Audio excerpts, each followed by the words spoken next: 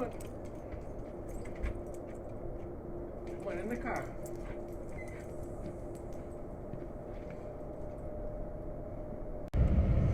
Looks like a good day, Lucky.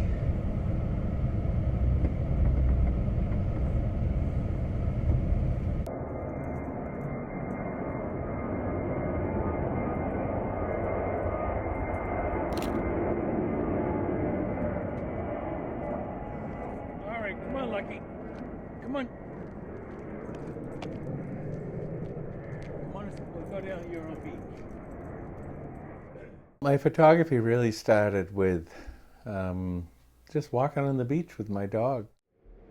I'm a very early riser. I get up at 3 a.m. every day and I'm down the beach anywhere from 5 to 6 a.m. in the morning. And I'd be walking the beach and watching the sun come up in the east. And I just thought I'd like to capture it.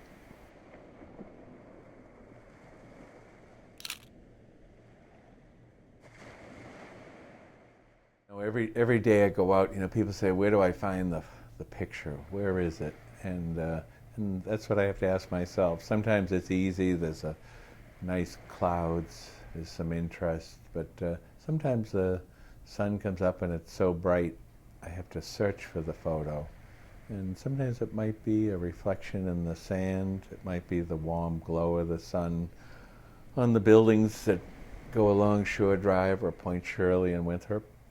And but sometimes it's a reflection in puddles, it might be birds, it might not be the sun itself, but it's always there. The photos I take, it doesn't matter, spring, summer, fall, winter.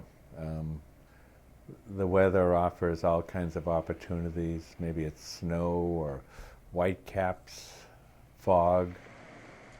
In the winter when it gets down below 10, I use hand warmers, but no, there's great opportunities like with along Shore Drive, where if you have a lot of ocean spray, it'll freeze on the railings, and photographing through those icicles, there's always something to capture. Lucky is somewhat of a celebrity now, in that my wife could be walking him around Deer Island, or just to walk around town, and someone will stop my wife and say, is that Lucky? And they won't know who she is. They might not even know who I am sometimes, but they'll recognize Lucky. And so he's somewhat of a little celebrity. And our people will identify him and then say, are you Mr. Honan? I've lived in Winthrop my whole life. I guess I hate the word townie, but I was born here 1947. I'm one of 7 kids, 5 boys, 2 girls. The oldest and the youngest are girls. My father owned a gas station across the street from what is now the CVS. It was Bill Honan's Texaco gas station. Then after he retired from that, we had we had a gift shop down the center where Christopher's Flowers is. And from the time you could walk, every member of my family was involved in that business. We sold, after the gift shop, we sold Christmas trees and annuals and perennials and Mother's Day flowers and Memorial Day. And we always had to work. And as much as I hated it back then, having to work as a young boy, it was actually quite an education. I met my wife in 1966. I had just graduated from Winthrop High, and she was a Revere girl. We met and started dating, and like I say, next year, 2016, will mark 50 years that we've been together. Yeah. So I was off to Vietnam in 1969, and it was a pretty terrible place. It was. I got off the plane and was told that I was in the 82nd Airborne, and I corrected them and told them they had made a mistake. and that I was a draftsman, and they didn't agree with me.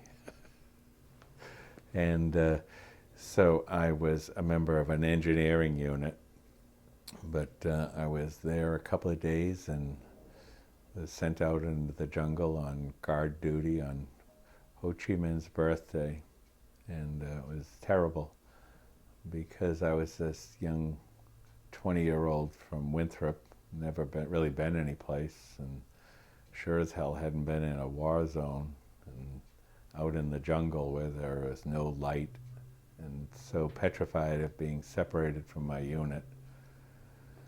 And it was a pretty tough place. In my unit, we lost over 200 men.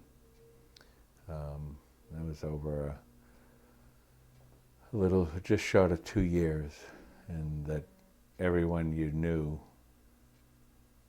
I mean, there was a lot of death around. But when I came home from Vietnam, I never told anybody where I went. I never told anybody what I saw or what I did. Not that I did anything bad, but there was no welcome. There was no free meals. You wanted to get uniform off and move on with your life. I never got spit at, but it was a whole different time of this country. And you know, we were shunned. I guess they wanted us forgotten, and we didn't know why. And even now, like I could say, I think it's 46 years since I came back from Vietnam, and I still don't know why we were treated like that. And it's probably something that I'll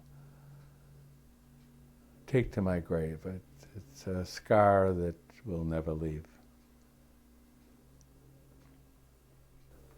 What do I do every single day? I wake up and I write someone a letter. And so in going on 14 years, I've sent 31,000 pounds of care packages. And I've written over 3,000 letters. Just this weekend, I was involved in packing up Christmas trees. And they're going not just to Afghanistan and Iraq is just about, there was just a token group of military personnel there. So now I've branched out to Africa, South Korea, Japan, ships in the Persian Gulf. The day after Thanksgiving, most of them will go out. The post office will actually open up early for me because I'll bring in so many packages. And it's just something I do. It's not really to make up for Vietnam. It's just something I like to do. I like to give back. Sunsets here are Boston. We're looking towards Boston and the skyline, and it's a whole different type of thing. Whereas the morning sunrises are a little more natural, just the natural forms of the islands and the sun coming up over the horizon. The sunsets really frame in Boston and everything around it. Remember, a lot of times when I get a really nice shot of Boston with it glowing, I like to title it kind of that slogan you hear more and more, and it's kind of a cliche, but Boston Strong is, you know, it sits there anchored, you know, on the land, and the buildings are standing there so strong, almost like it was a castle wall, and it, you know, represents the strength of Boston. And now that I'm retired, I think there'll be more sunset photos in my future.